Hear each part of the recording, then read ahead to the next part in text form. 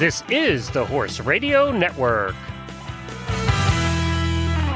This is episode 419 of the Dressage Radio Show on the Horse Radio Network, brought to you by Kentucky Performance Products and TotalSaddleFit.com. This week, we will continue to dissect the movement series with Judge Allison Bambury talking about the Halt. And in the Total Saddle Fit tip of the week, we tackle a listener question about bending.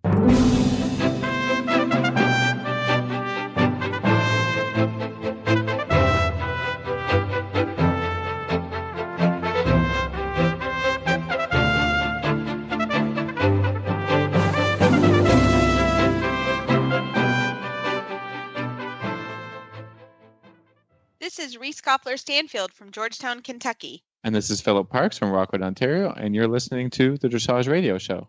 Oh, happy anniversary, happy anniversary, happy anniversary, happy anniversary. That's right. Reese has been here for 3 months. 5 years later, it's still 3 months. Still 3 months. This is the longest 3 months I've ever had. May 31st, 2012. Wow. It really does go fast. 5 years goes fast. Most of the time, Glenn. Most of the time. Yes. It don't go fast I know. if you're having fun. Exactly. Yes. 5 years. I mean, really. I did not believe you when you told me before we started the show that it had been 5 years. I thought, there's no way in hell she's been here 5 years. Yes. Okay. I'm not. I don't know where I am on the co-host list. Phil, you're not far behind me. Well, I did look at that too because. Did you? But for those that don't remember or who weren't around for the Dressage Radio Show 5 years ago, we had a previous host who left, and then I needed one quickly. And Reese was a friend from Lexington, Kentucky, and we got to be friends in an odd way too. We won't go into that, but I don't even actually really remember. Well, Jennifer came to a talk you did, and she was so impressed with you. She said, "There's this girl so impressive. She's in dressage, and most, she just said you just got to meet her sometime." And I think we did. We went over and met you or something, went to dinner or something, and then we got to know you. And then all of a sudden, I needed a dressage host, and I called Reese and I begged because she said no. And I just begged and I said, stay for 3 months. I'll find someone else. And in the back of my mind thinking, maybe she'll just keep doing it and I won't have to find someone else. Yeah, exactly. And I could just appeal to her, sense of something. And then you started, and I co-hosted with you for first couple of weeks because we had no one else. Yeah, we didn't have anyone else. No. We tried a few people, but yeah, then there was Phil. Yeah, nothing clicked. And then you said there's this Phil guy from Canada. I met him somewhere, and he might be all right. Yeah, he might be all right. And actually, I thought it was more than a month till Phil came on the first time, but it was not. He came on. You started in episode 157 on May 31st. He started on 160 on June 21st. So it was 3 weeks. Yeah. Okay. There you go. There you go. It's going to, Phil, in 3 weeks, you get the song too. You get the special song. It's been fantastic. Yeah, that'd be the Flintstones. Actually, no, it's been really, really, really fun. And I think we could all say the show has taken us places that we never thought we would go and do things that, Philip and I, obviously, we're trainers. We're not radio co-hosts. But I think after 5 years, you can say you're a radio co-host. Well, I got to tell you this, right? though. I got to tell you this, to be honest. And I don't think that Reese would have lasted more than 3 months had it not been for Philip being here. No way. No, it's our friendship that kept us doing this, actually. Yeah. Yep. She would have told me to go pound sand eventually. It's true. It's true. Yeah. And Phil and I have become really good friends, and my husband and his wife are also really good friends, and we really are friends outside of what we do. We are colleagues. We talk all the time, and I don't talk like on our week off. I call Phil because I'm like, I haven't talked to you in a week. Chat. Yeah, exactly. What's happening? This is what's going on with the horse. It's just become a bit of a habit more than anything else. You're a habit. The show is a habit. But you know what? You guys, and I couldn't say this years ago, but since we had the auditors, you guys get a raise every month. I know. It's pretty awesome. Nice. Love it. I so appreciate it. Yeah. You love it, auditors. It's true because the auditors do contribute, and all our full-time hosts, well, there's about 6 of you, I think. We call them full-time hosts. They're shows we own. And on those shows, we split half the auditor money, and every month that auditor pot goes up. So you really do get a raise every month. It's wonderful. It's great. We love it. It really is wonderful. Yeah.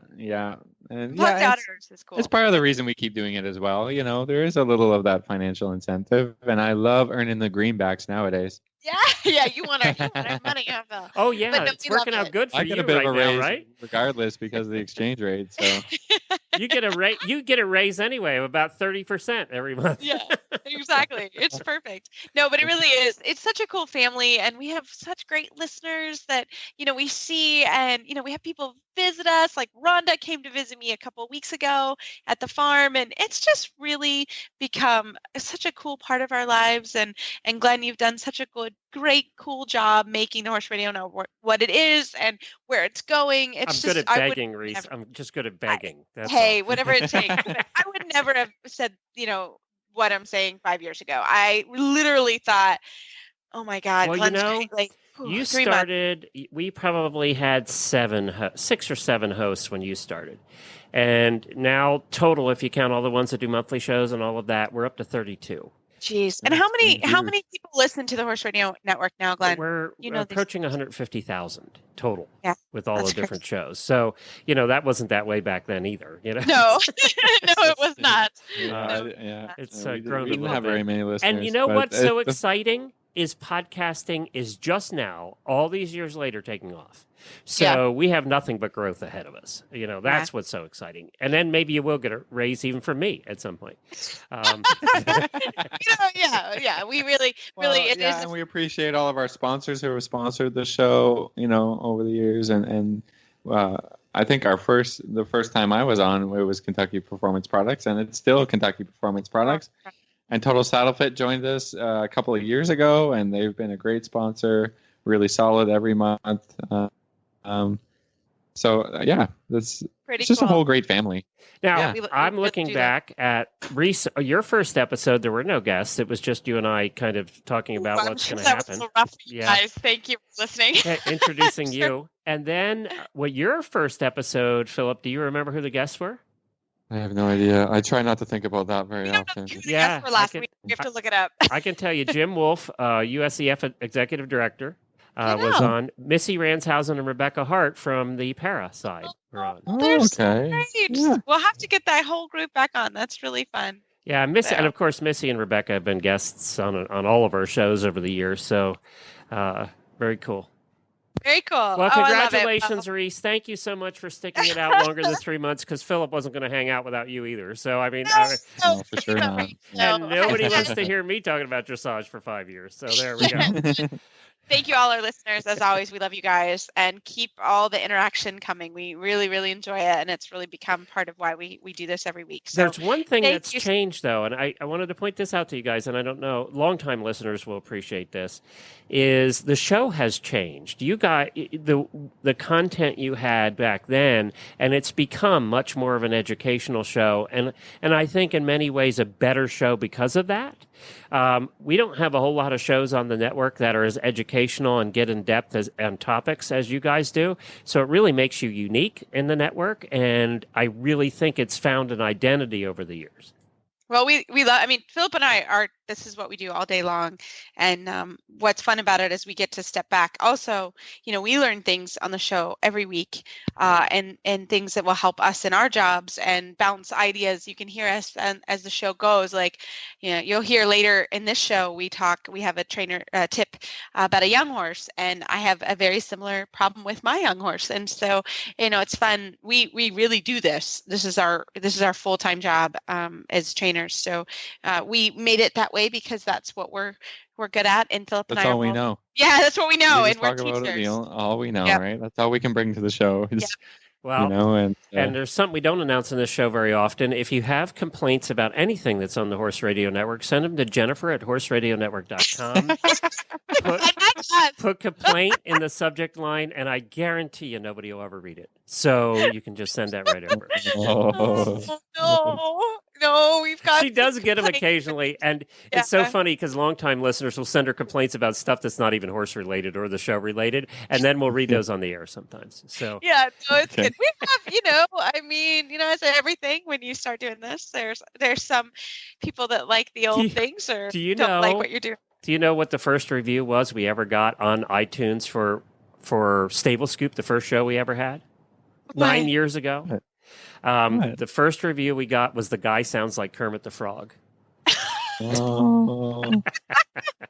We do on those complaints. We do have a few sips of wine, or I do. So I don't know what the other guys are doing, but I'm having a little bit of wine on that. But no, I thought if I could make Kermit's money, I'd be happy to be Kermit the Frog. No kidding. Yeah, no kidding. I can take my voice for sure.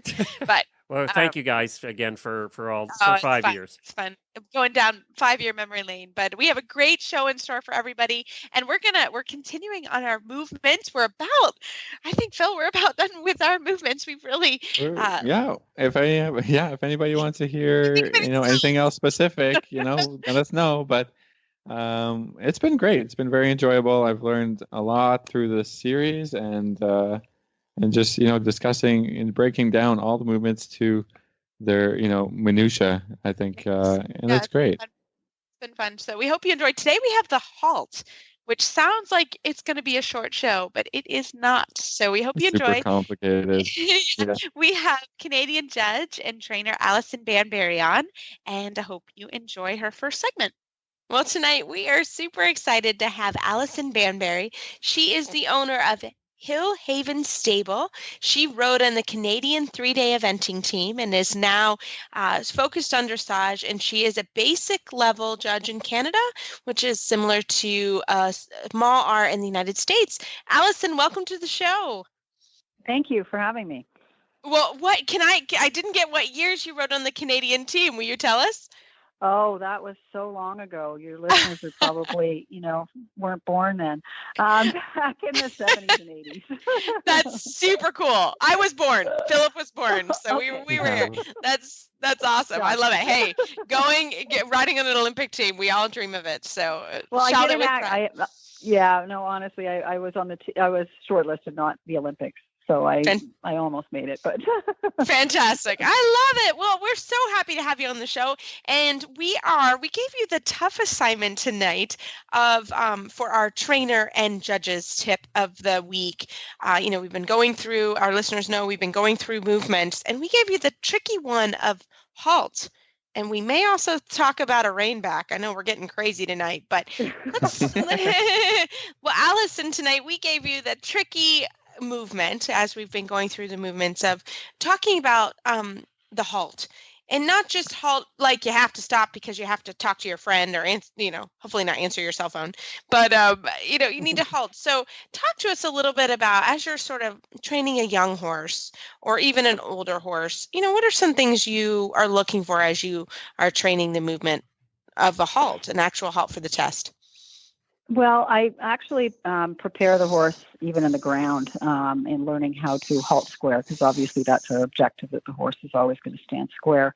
And a lot of times it starts in the ground, particularly in a young horse when you're, backing them and breaking them, that they learn to stand quietly at a halt at all times. I also, every time there's an opportunity to halt, I make sure that the horse halts square and doesn't land onto their forehand and carries themselves quietly into the halt. And, quite often as a trainer, I will often stand my horse quietly while I help someone who's in the ring at the same time. So the horse learns to be very patient in the halt as well, and not be wanting to move off and be prepared to do something when it needs to learn to just sit quietly, standing there, I do that too.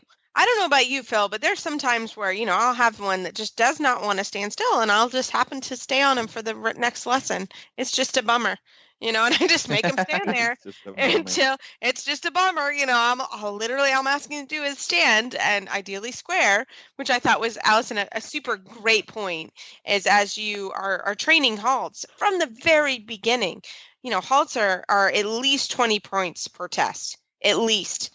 You have a center line ending and a center line beginning, and you more than likely have a halt somewhere in the middle of your test. And exactly. So, that's 30 points. I mean, that's a significant piece of training that I think people overlook. and I'm sure it's the same in Canada. As as you're developing, I think one of the things that people miss is that you can develop your halt, especially when you're on the center line on a young horse. You can come through the walk, correct? That's something that you can do. We use the same tests as America, but anyone who's not in North America would have different tests. But and we know the eventers maybe only have one halt in their test in the early ones. Yes. But I think like you said, it's so important. Yeah. And we're talking about, the halt really shows one of the most important qualities in training a horse in the relaxation. I mean, if your horse doesn't stop and, is willing to stand there for a moment or two, then you're not training with relaxation. And then you're going to end up with all kinds of problems in everywhere else in your test, because the horse is if they're not relaxed, they're basically untrainable. So, for me, when I'm backing horses, I cheat. I use sugar, and I have them stand there and they can chew on some sugar. And, I want to be really nice to them because they have trouble keeping their attention at 3 years old and 4 years old. So, they can have a bit of a treat. And then, again, you're developing the relaxation, the trust factors, and, you're not only training for dressage, you're training for nice, quiet horses that are rideable for anybody. And I think that's, and that's really, I think, the most important thing. And then as you start developing towards having to halt on the center line, you're just returning to something that they already know and they already are comfortable with. So I think that's a really important thing to think about. So we gave Allison a really tricky movement, but it's, just really basics of training horses, not just training dressage. That's right. Well, and one of the things that, I forget who told me this, but, one of the basic things that a dressage horse has to do is stop and go. And you think about that and you think, well, it sounds so simple, but it's actually can be quite challenging to get a horse to stop, stand still, especially when you salute and you're at a horse show. We've all been there. I mean, what are some tips, you guys, for when you halt and you have the llama head? I mean, that happens all the time. You're at a show, you're on a young horse, or, and you stop and then you're like, you go to salute and your horse throws its head up and you're like, oh boy, this isn't good. This is especially when it starts. It doesn't start well the right way when that happens. Right. You're like, oh, this is a bad start. So what are some strategies that you guys have that we could, going in from the trainer's perspective, because obviously we know from the judging perspective, you're going to get not a friendly comment on that, or maybe a friendly comment and a bad score. But what would you say for a strategy? What I find with a lot of riders when their horse does such a thing, which happens, as you know, all the time, is they tend to take their legs and hands off the horse and just, cross their fingers that everything works out all right. When in actual fact, a lot of times what the riders need to do is to sit down and put their leg on and give the horse the confidence it needs that it's okay. Everything's okay. You may be looking at whatever is around you, but the horse has to have that, like Phil was alluding to too, the basics from at home, that all of this is okay, and have the confidence in the rider and trust them, that they can tell them that everything is good and not to be concerned about it. And, if you start panicking and allowing the horse to wheel around, then you have a whole other issue in your hands, which, as we all know, does happen from time to time, but you try and have the basics from home be able to be carried through into the show ring. And, I'm so glad you brought up that point.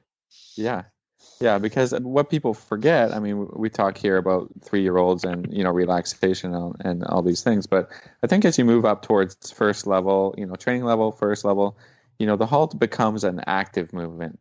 So, to be able to create square halts or halts that have the horse's attention, you have to have the aids on. It's not halt and stop and take your hands, just throw the reins away or I think the rider, needs to be active in the halt so the horse understands that they're ready to do the next thing, or that you can maintain their attention. And I think, you have to ride actively into the halt with your legs on, and then don't take your legs off, right? Yeah. Because the horse has to be still there, ready. They have to have their back up and be ready to step off into trot, and go to the next movement. So if you just throw the reins away and slump in the saddle and take your legs off, well, it's not going to be a very good halt at all, and it's not very good training for the horse. So any thoughts on that, Allison?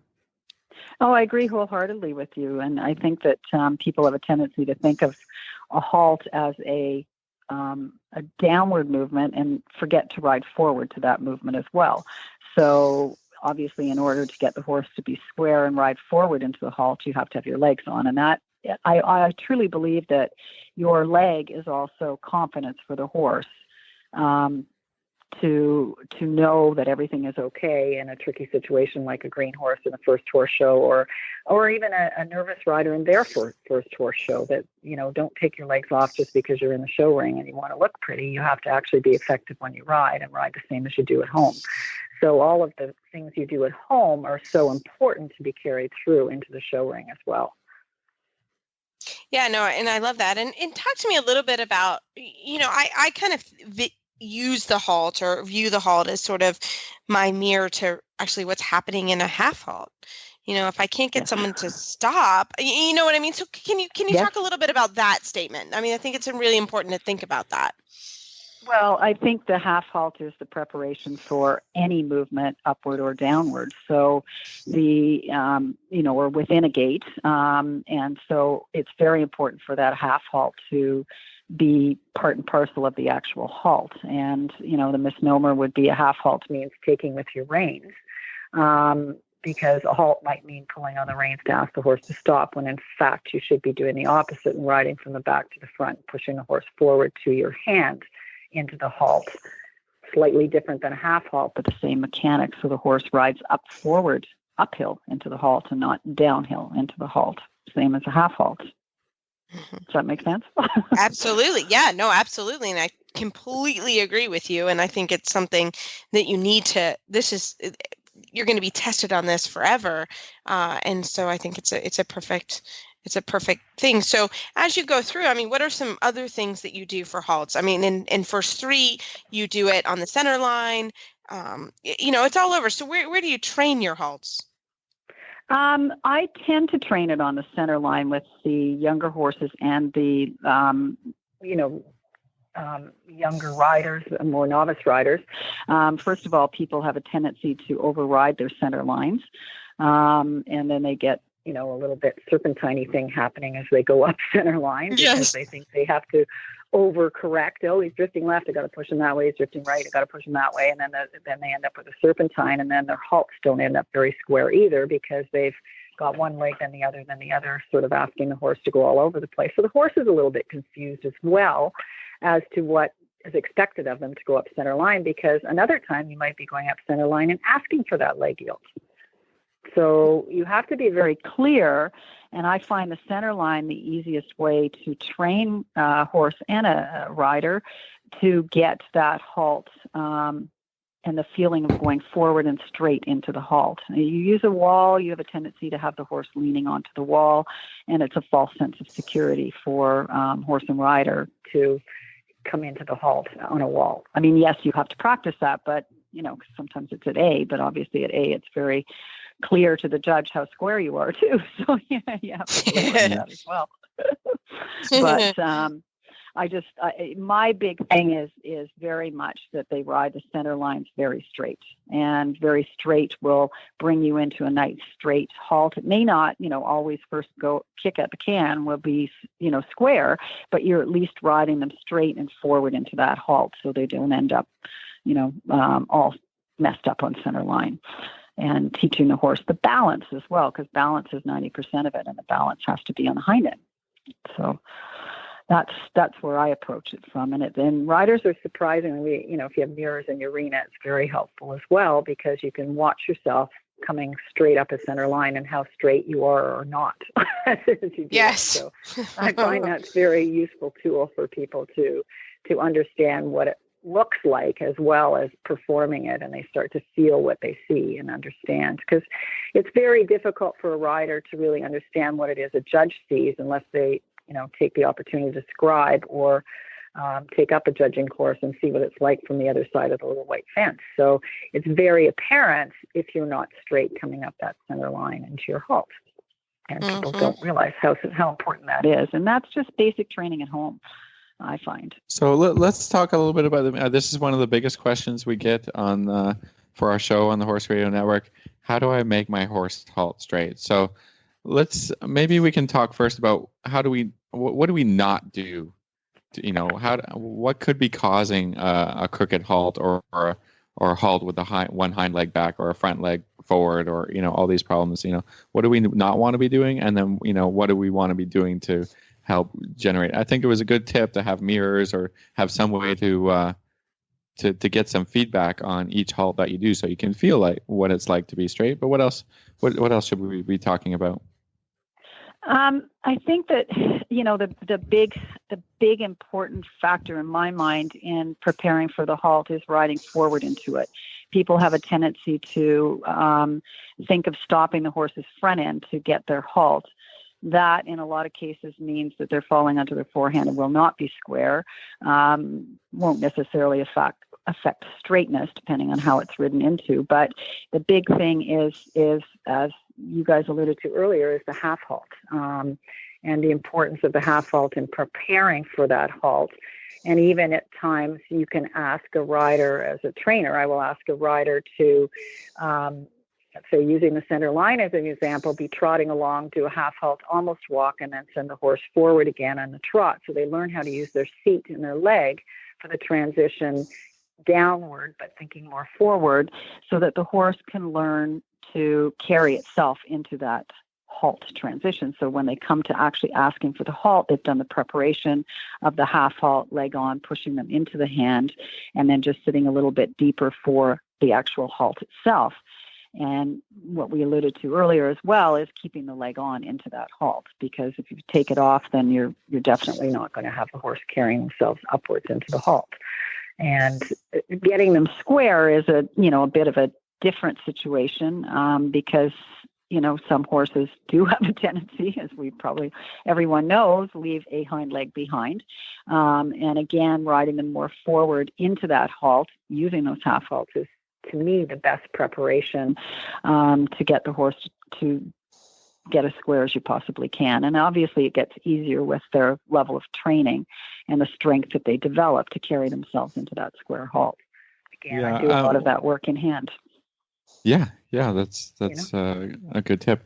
The other thing that I try and tell people that sometimes helps them is that when you make a halt, I try and get the front legs to stop first, and then the back leg to make a half a step, so that the legs become more square. Right. So what happens when you pull the horse, then, maybe the horse will stop the back legs first. I always think, like, finish the halt from the back end, so that the horse always thinks about stepping under, and then you're more likely to get a more square halt. But if the horse stops the back leg first, the halt will never, ever be square, because you're not pushing the horse to the halt. Right. So, I think more about, using the reins as a resisting aid, and then driving the horse towards the resistance and seeing if you can, and again, a visual helps you to figure out, is the back legs finishing the halt, or are they starting the halt? So, I mean, all kinds of different ideas and different tips can help you. And then, like always, dressage is about practice, and the more you practice it, the better it'll get.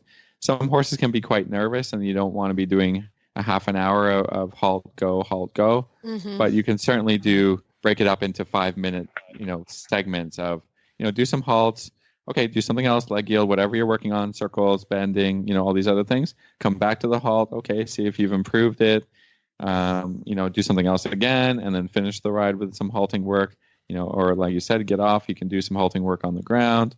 Just different strategies depending on, every horse is a little bit different and needs a little bit different, tweak on the education to help it learn best. Love it. Well, Allison, thank you so much for keeping on the trainer hat. Right after this commercial break, we're going to come back and change hats and go to how do you judge halts at the horse show. Okay. This Nutrition Minute is brought to you by Kentucky Performance Products, the company that simplifies your search for research-proven nutritional supplements at kppusa.com.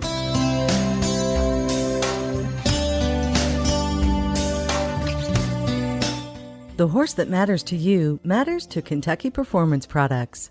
Electrolytes. Who needs them? Your horse, that's who. Electrolytes perform critical functions within your horse's body. They help regulate nerve and muscle functions by carrying electrical impulses between cells. In addition, electrolytes assist the body in maintaining a healthy fluid balance by controlling your horse's desire to drink.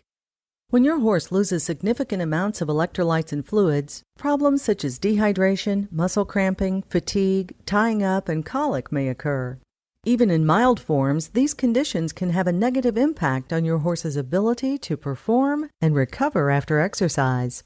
Top riders and veterinarians turn to Summer Games Electrolyte to keep their horse healthy in hot weather, and you can too. Summer Games replenishes the electrolytes and trace minerals lost when your horse sweats, and it stimulates the thirst response so your horse continues to drink and stay properly hydrated. So when the going gets hot, trust Summer Games Electrolyte from Kentucky Performance Products to protect your horse. This Nutritional Minute has been brought to you by Kentucky Performance Products. You can find all of their terrific products at kppusa.com.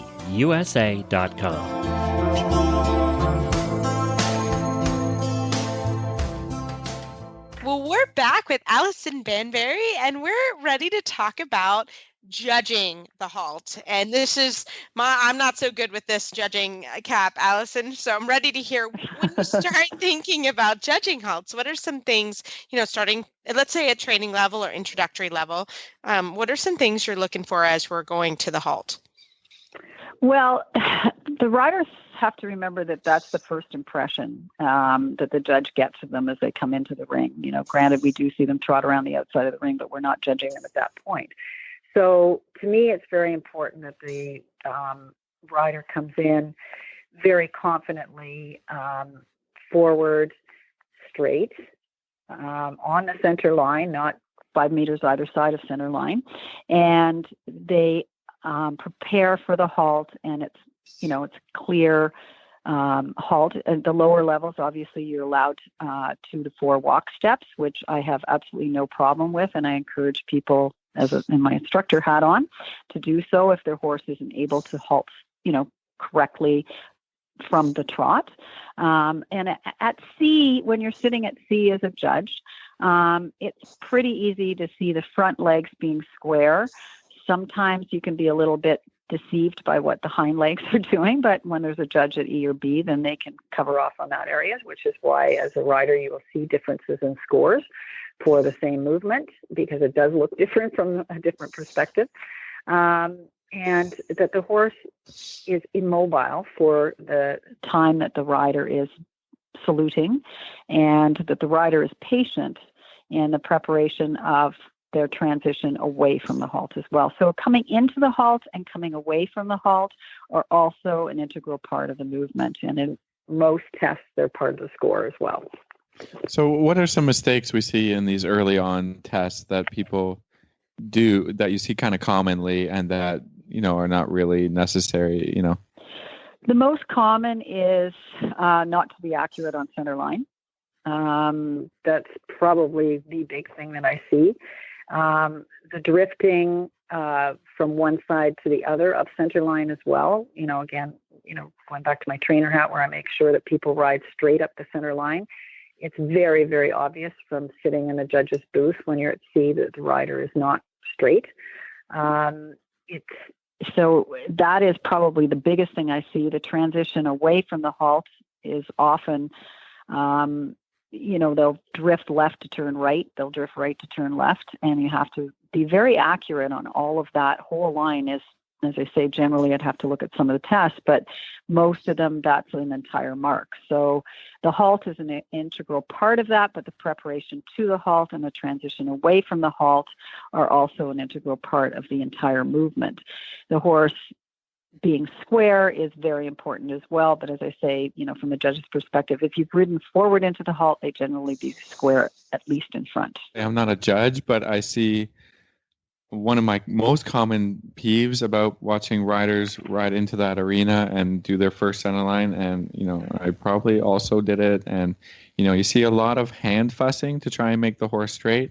That if they, the riders realize if they just rode their horse more forward, the momentum of the horse will carry you straighter rather than micromanaging the bit, and the neck wiggling back and forth, and and that kind of thing. So is that something that's not just me watching, on a show day? Definitely not. Definitely not. And the hand coming into the halt, and that a lot of that fussiness of the rider leaves the horse to be fussy in the halt as well. You said earlier, Reese, about the horse throwing his head up in the air and doing their llama thing.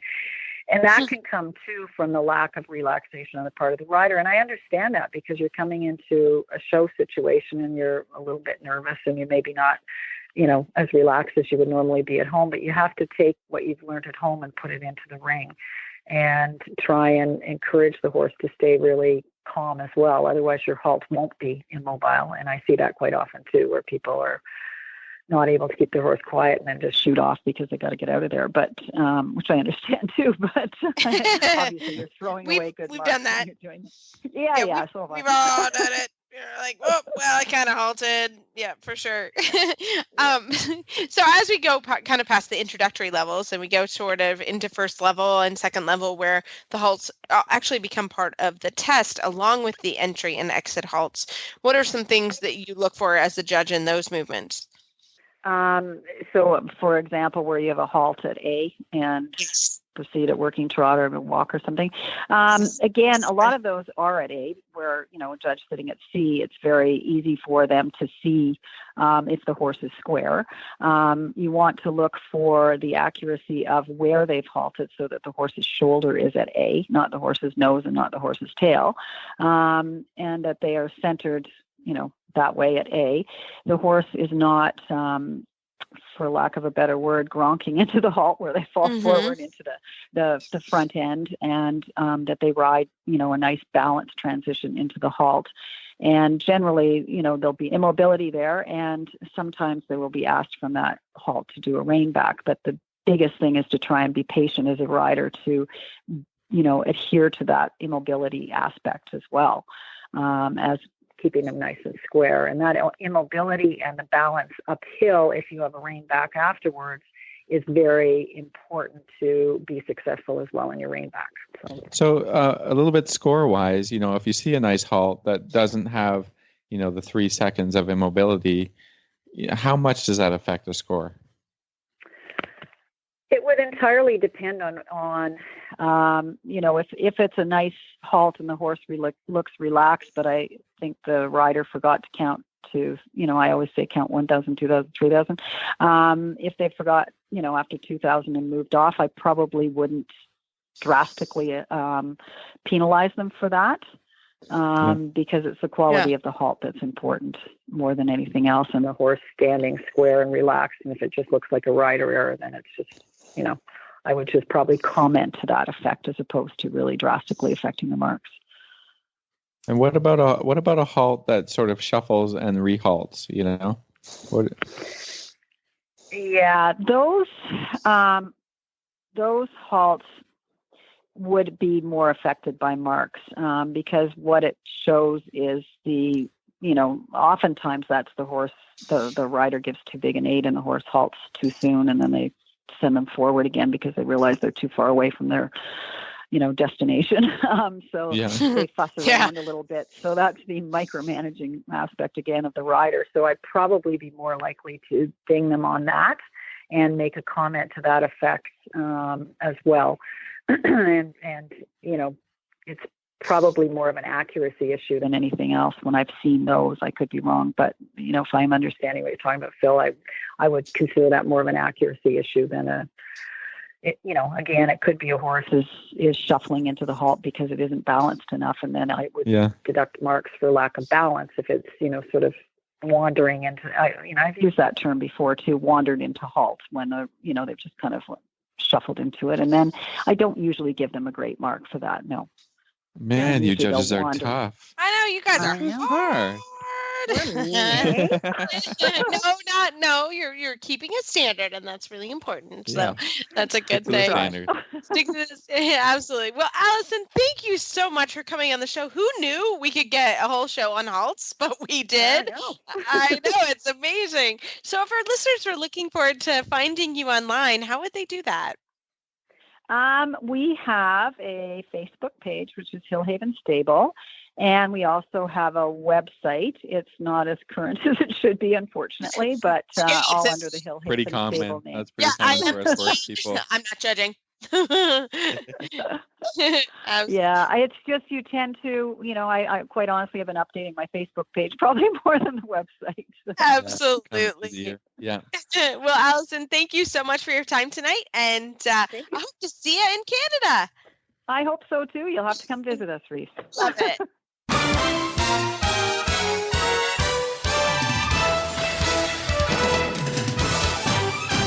This week's dressage training tip is brought to you by Total Saddle Fit, home of the shoulder relief girth at TotalSaddleFit.com.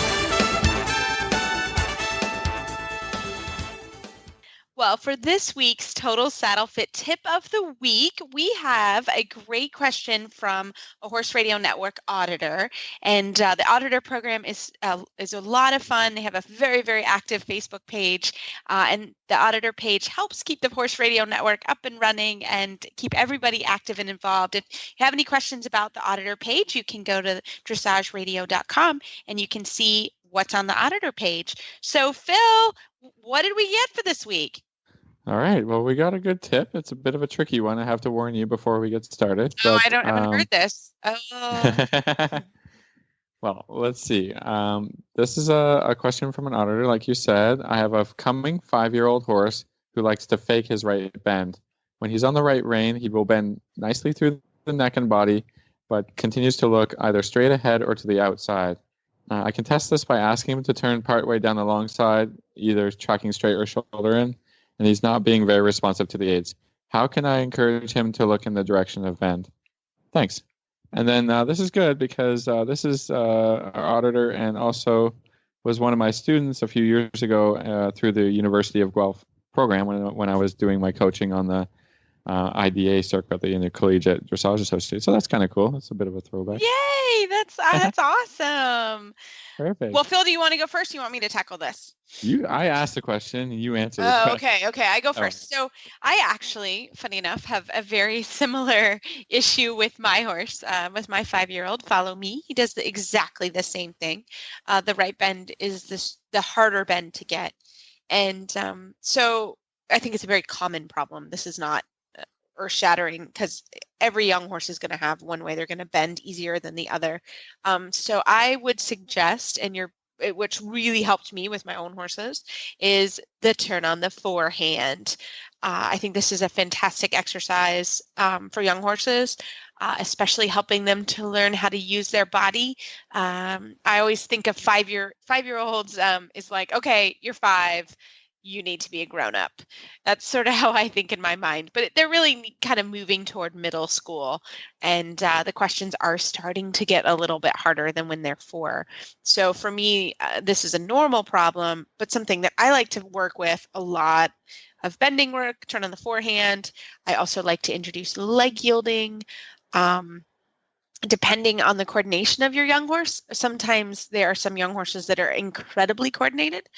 And I don't know how your guy is, or like my young horse who sometimes has no idea where his feet are and trips the entire day and just cannot organize his body. Like he's like a teenager on the football field. Like he's just crashing into things. So, sometimes when he's doing that, I can really feel the bend is even harder on those days. So that's, again, why I like to bring in the turn and the forehand. And my favorite exercise for this and really getting true bend through the body is on a 20-meter circle at the quarter line on the open side. So 20-meter circle, you're either at A or C. Do a transition to walk at the quarter line, a 360 turn on the forehand, and then walk or trot out. And as you come out, you're starting to get the horse to bend through the body and bring the inside hind leg more under. And that will help them because they're also on a circle line to get a little bit more honest in the bending work. So that is also my personal struggle. So we can keep in touch about these personal struggles with the baby horses or middle-aged. But that's one of the things that I do. I also think the leg yield can really help with that. So Phil, those are my words of wisdom. How about you? What do you have to add? This is a really tricky problem, I think. It tends to happen in horses, I think with a little bit shorter necks. I think when they have a longer neck, it's easier. I think it's about if I can if I'm, getting this picture in my head right, it's about kind of bend in the jawline, and in the poll a little bit. And that could be a tough place because, you can't just reach around and, grab the nose and pull their head a little bit where you want it. It's about overall balance, like you were saying. There's a ton of movements that will definitely help with this. For me, I like to tackle this problem a little bit, by teaching the horse a little shoulder in. And I think through the question we've can assume that you've been working a little bit on shoulder in, so that's great. But introducing the renvers so that you get a little bit more control of the horses in the jawline and in the poll area, so that you can bend in and out and figure out how to get this kind of all the bend all the way through the horse from his poll to his tail. Any bending exercise is a good one, and they can help not only to fix problems but also diagnose problems. If you do a leg yield and you feel like the horse turns his nose too much one way or not enough the other way, you leg yield and you bend. You try and bend the horse into the direction of movement a little bit, and then away. And I think it's just about being able to manipulate the bend a little bit to get what you want, because if you spend the whole time on the right rein trying to bend right the whole time, that might not work. Like try to be on the right rein and bend a little left on it, and then go to the left rein and try and bend a little bit right, so that you're bending, counter bending, and using lots of different flexions. And Phil, what do you think about the outside rein there? I mean, because I'm sort of dealing with this problem too. I really have to watch. I think it has a lot to do with the outside rein. So yep. Again, with the leg yields, I might try just, if it's a young horse, just in walk by, leg yielding a little bit this way, in one direction, and then changing the bend, and then starting the leg yield in the other direction, but changing the bend first. So that's something I like to do. You don't have to go, 10 strides over, 10 strides back, just, 2 strides over, 2 strides back. It's about, the problem is the connection between your inside leg and the outside rein. So you have to kind of work it out both ways. And I think if you do that you can have the horse overall better, because I think this is not just a right bend problem. I think if I were to have this horse in the lesson, I think I could figure out that there are bending issues in both directions. So that's just my intuition a little bit talking there, but and just balance overall, right? So well, and I think that's, and you ride a lot more young horses than I do, Phil, but I think that's a pretty common thing with a horse that age, at least with my own. He's learning his own balance in his own body and how it works and that kind of thing. And so some days, like I said, we're super coordinated. We got it. And then other days I come out and I'm like, oh my God, like, dude, get your legs underneath yourself, and so, I think through education you get better. That's just it. And again, don't just focus on one problem and think that that's the be all and end all just because that's the easiest one to figure out. Like, it sounds like, okay, I got it figured out. My horse doesn't bend to the right very well, but there can be a whole lot of contributing factors to that problem. And the younger the horse is, the more I can say that, right? Sure. Yeah, because if you've been successful in training up to, a 6-year-old or a 7-year-old and you can do everything except this one thing, then you're fine. But with a young horse, you can't do a whole lot of anything at all, leg yield, shoulder in, whatever. So there can be a lot of just overall stuff that's going on that you have to figure out. And so that's why I'm saying, don't just focus on one thing, cross train, do lots of other things, and overall the horse can get better. And then maybe, in a year or 2 years from now, you want to really focus on that right bend. I think you can have more tools to be able to do that. But right now you're kind of stuck with no tools. Yeah, exactly. So, what do? You just kind of move on and say, I'm going to pay attention to that. That's, in my mind over here. But over here, we got to get a lot of other stuff done, and transitions and, everything we talk about every week. So I think it's easy to kind of get stuck on that one issue and then try and fix that thing every day that you ride. And overall, the horse is not going to get better. So, try and build tools, try and build, things that can diagnose the problem better. And then you can say, oh, I got it. I know exactly what's going on. I can put my finger on it, and now I can solve it a lot better. Yep. Fantastic. Yeah, I guess a little bit of guesswork here. It's always great. If anybody wants to send us a video to kind of see we can figure out better what's going on, we're happy to help in the training if we can at all, right? So, that's just keep sending questions, keep sending us stuff. We love it. It's great. We've got a bunch today from the auditor page that we're gonna try and tackle over the next little while. That's awesome because, Reese and I kind of struggle with coming up with our tips every week. We try and think of the problems that people are having, but it's best if we can actually get the actual problems that our listeners are having. So that's great when they send us stuff. Well, Phil, I don't know how things are going with your Total Saddle Fit Girth that Justin from TotalSaddleFit.com sent us, but I love my girth. It is getting hot and my boys are getting sweaty and I love them. Elin Court goes in the Stretch Tech girth and I love it for him. He has a tendency to be a little bit on the girthy side, a little bit cold backed. So that girth has been such a fantastic girth for me and him. And I love that it has a nylon kind of cover over the girth. So as we did talk about before with Justin, he almost died. I like to just hose off the girths and you can hose that baby down. But also Mikey, the baby horse, he goes in the normal Total Saddle Fit girth and that fits him super well, especially as he's growing and changing and things are, every day I think his hind legs are longer and his withers are lower or whatever every day I come in. So those girths have been absolutely fantastic for me. How about you? What are you up to with your girths? Well, I think the whole range of products is awesome. Depending on what you're doing, what your budget, what you think is going to work for your horse, I think you have a whole range of different choices there, which is awesome. They come in the traditional black and brown, which is, if your horse goes in brown tack, the girth is going to go with that. Like you said, with the heat now, the horses are in the neoprene girths. That's really super handy. And actually, right now we just had my horse that just came over from Germany, or the new one in training. He's now been over for a month or so, and we're training. And so I've got him actually in the Shim Fit saddle pack because he doesn't have his own saddle yet. We're training him. He's 4 years old. All this. So. I got the Shim Fit pad out right away, and I'm like, okay, let's make. I use a specific saddle for training. For the young horses, I have it's an older kind of not so great saddle until it's your lazy boy. It's your lazy boy. You're comfortable in it. Until they earn their it's kind of narrow for the narrow young horses, and so I have to shim it.